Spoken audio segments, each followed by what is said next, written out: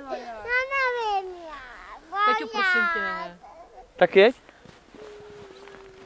Můžeš to vypnout? Ne. No, tak víš, to toček stojí. Pojď.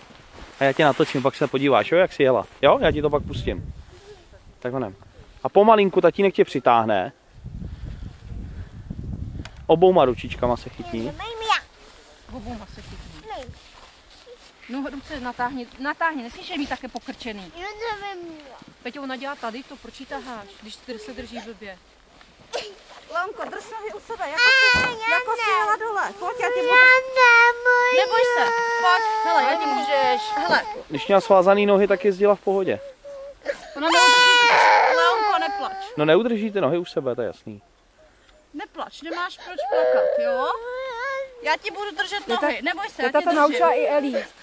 Pojď, neboj se, drž si, musíš se držet, ale drž se nožičky. To nemůžu dělat. Ale můžeš. Pokrč si nožičky, jako jsi to včera dělala. Ty co z toho máš? To není, To nevím. to nech, hele, to teď, ona se akorát bude vstekat, to No. nechce jí chvíli.